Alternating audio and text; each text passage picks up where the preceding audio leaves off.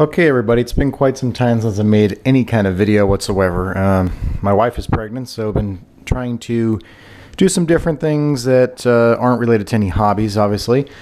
So I want to go through something that that's been piling up for about 2 years. I have 3 Street Fighter 2, 2 of them being Champion Edition and one of them being World Warrior boards that all have issues. When I got them, they were all working, and now that they've been transferred all over the place in my garage and inside, outside, and storage, none of them work properly. So here's a World Warrior board. You can tell the difference because this one here, the top PCB, the one that plugs in here, here's the difference. This is Champion Edition and this is World Warrior. You can see there's more little PAL chips on here where there's just one on here. And the board numbers are different on this. You can see there's a PAL chip here and 2 PAL chips there, more revision ROMs and whatnot. So this one just resets, which I'm imagining is a fairly simple fix. I'll have to work on that. These 2 here are Champion Edition boards that were both working at one point in time.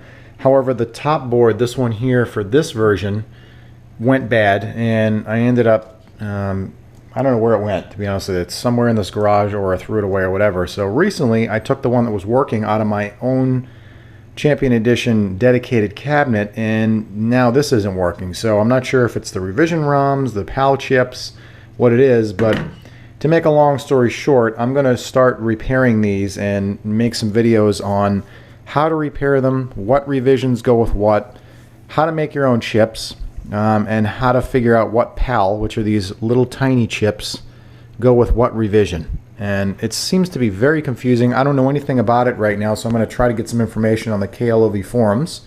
As you can see, I started burning some of my own ROMs, which I can do very easily. These are the rainbow ROMs. These are the regular Champion Edition ROMs. There's about, I don't know, at least 10 different versions, like a Black Ninja or Red Wave, and the Hyper chips, which these are the Hyper ones.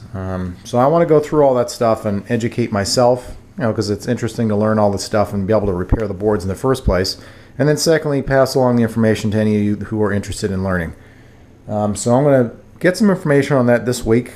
I'll print it all up and I'll attach it to this video or the next one as far as information where you can get the ROMs, the files, the PAL chips, where you can order them.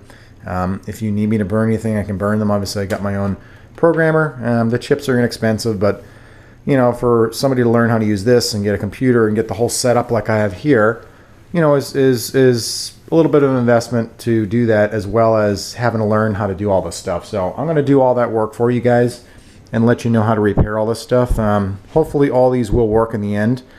I'll make a video probably later today or tomorrow on what's going on individually with these boards, and I'll show you on my test gun, the Super Gun test rig.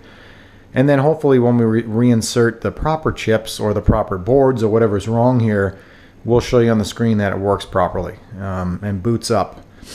So that's pretty much it. It's been a long time since I made any kind of video. You can see in the garage I have my MK1, 2, and 3 Killer Instinct 1 in the garage because I got a baby on the way and we need a nursery in the 3rd bedroom. That's obviously more important than some large video games sitting there. So these are all going to go in storage. I got some Raptor wheels in here, as you can see, and then my RC cars here. But this garage is getting too full. I need to get some of the stuff out of here into storage. And then I need to get the other games that are still in the nursery out of there and into storage as well, so we can put some other things in there for the baby that's on the way. So back to the Street Fighter 2 stuff. I'll try to update this as much as I can, but I do have a job, and like I said, my wife's pregnant, so I'm going to try to get this done this week, just because I want to get this done and put all this stuff in storage anyways. As you can see, these are all boards I have here that I'm working on, and there's a whole nother bunch of boards all wrapped in bubble wrap there. Then I have another closet inside that's all a bunch of PCBs as well, all of them working except for these 3. So I do have quite an amount of parts that I can swap in and out, but I want to make sure that I'm doing them properly because I know there's all different versions. And there's different boards that go with which boards. So stay tuned for a couple new videos on some of these things to check out what I did.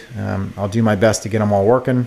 I might have to have some help from people that know some of this stuff if I can't figure out what it is. But that's where I've been. That's what's going on, and it's kind of fun to be working on the arcade stuff. But I just haven't had enough time lately. So hopefully this will get me back into it. So thanks for watching. We'll see you soon.